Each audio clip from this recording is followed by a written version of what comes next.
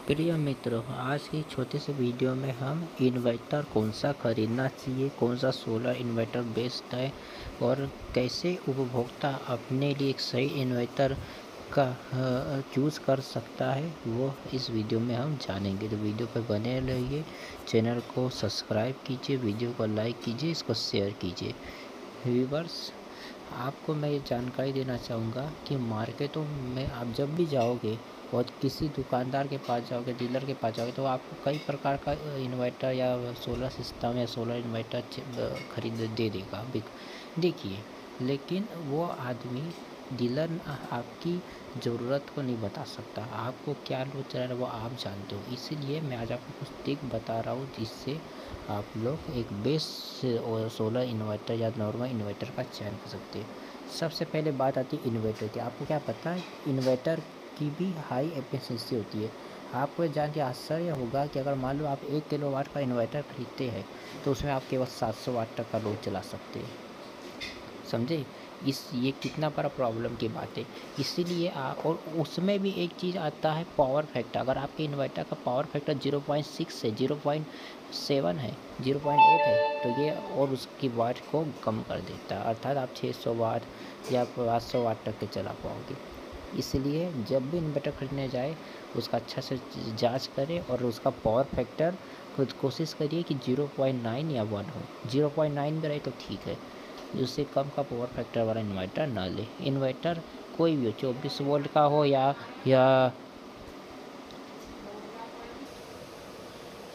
Inverter हमेशा आप लोगों को ध्यानपूर्वक लेना चाहिए। और ध्यान रखिए, जब भी आप इन्वर्टर को इंस्टॉल कीजिए ऐसी जगह पे इंस्टॉल कीजिए यहाँ पे हवा का आदान प्रदान हो, अर्थात कहीं पे बंद कमरे में न रखें। हमेशा बाहर में और अच्छे जगह पे आपको इसको सोलर इन्वर्टर में आप लोगों को ये देखना चाहिए।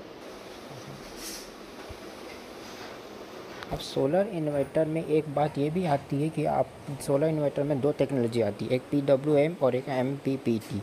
तो आप बस इतना भी समझ लो, अगर आपका बजट अच्छा है तो आप MPPT के तरफ ही जाइए। PWM भी ख़राब नहीं है, लेकिन MPPT की एक अच्छी बात रहती है, जो अगर आपका सोलर पैनल एम्पियर ज़्यादा प्रोड्यूस नहीं कर पा रहा है, धूप की कम है, सूरज का रेडिएशन कम है, तो वो वोल्टेज को कम करके एम्पियर को बढ़ा देता है, जिससे आपकी बैटरी जल्दी चार्ज होती है। ये इसी वजह से अधिकतर टेक्नीशियन आपको अधिकतर इंजीनियर्स आपको MPPT इन्वर्टर लेने की सलाह दें, लेकिन MPPT इन्वर्टर महंगा भी होता है। इसलिए अगर आप नहीं, आप चाहो तो आप PWM भी ले सकते हो, MPPT जो भी चाहे आप ले सकते हो। दोनों इन्वर्टर बढ़िया है, कोई दिक्कत नहीं है।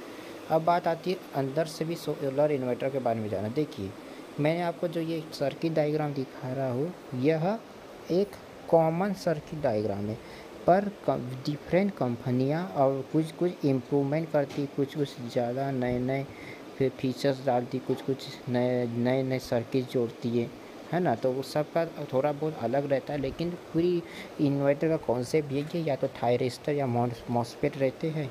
किसी में 4 रहेगा, किसी में 8 रहेगा, किसी में 12 रहेगा, किसी में 16 रहेगा, किसी में 20-22 के ऊपर रहता है। तो कॉन्सेप्ट वही है कि वो इन्वर्टर DC को AC में बदलता है, लेकिन कुछ कंपनियां उस सर्किट में चेंजेस करके अपना अनुसार बेटर इन्वर्टर निकालती है। ठीक है। और सोलर इन्वर्टर में एक चार्ज कंट्रोलर रहता है, जो सोलर से आने वाली एनर्जी को एक निश्चित मात्रा में फ्लो कराता है। क्योंकि सोलर पैनल से अगर आप देखो 24 वोल्ट का पैनल है तो आपको वहाँ पे 45 वोल्ट DC मिलेगा, तो आप डायरेक्ट 45 वोल्ट DC से बैटरी चार्ज नहीं कर सकते। तो उसको यही कंट्रोलर सर्किट उसको एस रिक्वायरमेंट वोल्टेज जैसे 24 वोल्ट 25 वोल्ट में कन्वर्ट करता है, उससे आप ही उसके बाद इन्वर्टर को देता है, और फिर वो इन्वर्टर आपके घर को लोड को चलाता है। इसे सोलर इन्वर्टर में सर्किट रहता है, ट्रांसफार्मर रहता है और सोलर कंट्रोलर रहता है ना। सोलर इन्वर्टर एक तरह का एडवांस इन्वर्टर रहता है और इसकी इफिशिएंसी सामान्य इन्वर्टर की तुलना में अच्छी रहती है। आप इसलिए अधिकतर अगर आपको सोलर पैनल मान लो नहीं भी लगवाना, फिर भी आप ये सोलर इन्वर्टर ही खरीदिए, ये बहुत लंबे चलते हैं और अच्छा रहते हैं। अब बात आती है इन्वर्टर ख़रीदने के समय महत्वपूर्ण बातों को देखने की। देखिए, इन्वर्टर आपको कैसा चाहिए आप डिसाइड कीजिए। अगर आपको आज आपको 3 केवी का लेना है तो आप 3 केवी का लीजिए, आपको 1 केवी का लेना है 1 केवी का लीजिए। लेकिन ये बात आप याद रखना कि बाज़ार में जो मिलते वाले इन्वर्टर उस पर अगर 1 केवी लिखा है तो आप उसमें सिर्फ 700 वाट ही लोड चला सकते हैं। आप ये मत सोच के लेना कि आप 1 केवी लिखे तो पूरा 1 केवी लगा लोगे। और कई लोग तो ये भी बोलते हैं कि आप उस घर 1 केवी का इन्वर्टर ले लो, उसमें आपका वो सबमर्सिबल बोर चल जाएगा, वाटर का सब रहता है घर में वो चल जाएगा, एसी चल जाएगा। भैया नहीं चलता, सही बात बता रहा। अगर आपको ये सब चीज़ चलाना है तो आपको 3 केवी का इन्वर्टर लेना पड़ेगा और डबल बैटरी, तभी चलेगा। 1 केवी पे ये बिल्कुल नहीं चल सकता। क्यों नहीं चल सकता बताता हूँ उसके बारे में, ठीक है। देखो, इन्वर्टर कोई भी हो, लेकिन सर्विस सेंटर आपके शहर में अवेलेबल है कि नहीं ये आपको जांच करनी चाहिए, ठीक है। अब मैं आपको कुछ और अच्छी टिप्स देता हूँ। जैसे कि मान लो आपने बहुत लोगों को सुना होगा कि हमने 1 किलोवाट का इन्वर्टर सोलर सिस्टम लगा लिया लेकिन हमारा समरसीबल पंप नहीं चल रहा, बोर्ड नहीं चल रहा। क्यों नहीं चल रहा मैं कारण बताता हूँ। देखो, कई डीलर आपको कुछ भी बोल के बेच देंगे इन्वर्टर को और सोलर सिस्टम को, लेकिन सबमर्सिबल मोटर को जब स्टार्ट होने में जर्क लोड लेता है, जो अगर मान लीजिए 1 HP का आपके पास मोटर है ना, तो वो स्टार्टिंग के समय ना लगभग 2 किलोवाट या 3 किलोवाट तक का जर्क लोड लेगा। हाँ, फिर जब रनिंग में आ जाएगा तो आपका वो 900 वाट, 1000 वाट या 1200 वाट के आसपास रहता है। इसीलिए हमें अगर आपको सबमर्सिबल चलाना है तो आपको 3 केवीए का इन्वर्टर लेना पड़ेगा। 3 केवीए पे आप लोग केवी का रहेगा इन्वर्टर, तो आप उसमें आराम से 2200 या 2300 लोड को लगा सकते हो, तभी आपका मोटर चल पाएगा, अदरवाइज नहीं चल पाएगा।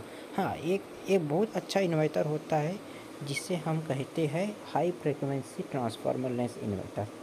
अब इसकी बहुत कमाल की बात यह होती है, आप जहाँ देख रहे हो ये जो जैसे मार्केट में जो 3 केवी के ट्रांसफार्मर वाले इन्वर्टर आते हैं तो 1 केवी के, इसकी एफिशिएंसी थोड़ी कम रहती है। इसमें आप 700 वाट तक चला सकते हो, 1 केवी के इन्वर्टर में 700 वाट चला सकते हो लोग। लेकिन हाई फ्रिक्वेंसी वाले इन्वर्टर में जिसमें ट्रांसफार्मर लेस होता है, ट्रांसफार्मर नहीं रहता है, उसमें आप सीधा 1800 वाट 2000 वाट तक के लोड ले पाओगे। बहुत हेवी रहती है, इसमें लॉसेस कम होते हैं और ये बहुत अच्छे क्वालिटी के होते हैं। लेकिन इसका एक डिसएडवांटेज भी है कि ये इन्वर्टर एक बार बिगड़ने के बाद बनते नहीं है, क्योंकि इसका पूरा सर्किट बोर्ड आता है वो चेंज करना पड़ता है और महंगा पड़ता है। सामान्य ट्रांसफार्मर वाले इन्वर्टर बन भी जाते हैं, ये नहीं बनते। वैसे अभी बहुत कुछ कंपनियां बना भी रही है, उपलब्ध भी करा रही है प्रोडक्ट को, लेकिन अधिकतर कंपनियां ट्रांसफार्मर लेस इन्वर्टर का सर्विस नहीं देती है। लेकिन ट्रांसफार्मर लेस इन्वर्टर बहुत उच्च हाई एफिशिएंसी का है। मान लीजिए अगर आप जैसे 12 वोल्ट 1800 वाट का इन्वर्टर ले लोगे हाई ट्रांसफार्मर लेस, तो आपको बराबर 1700 वाट का लोड तो आप आराम से निकाल लोगे। ये बहुत हेवी उच्च रहते हैं।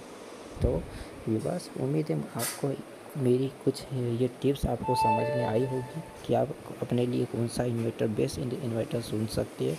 तो इस टिप को फॉलो करें और इसी के प्रकार आगे बढ़े और अपने लिए इन्वर्टर चूज़ करें। और ये बात हमेशा याद रखना कि अगर आप सामान्य इन्वर्टर लेते हो तो आप 1000 वाट 1 किलो वाट का लोगे इसमें 700 वाट लगा सकते हो, और अगर हाई फ्रिक्वेंसी वाला ट्रांसफार्मर लेस ले तो उसमें आप ज़्यादा का लोड ले सकते हो। लेकिन हाई फ्रिक्वेंसी वाला इन्वर्टर में रिपेयरिंग नहीं होता ढंग से, बाद में जाके परेशानी जाती है। तो आप इसको लाइक कीजिए, सब्सक्राइब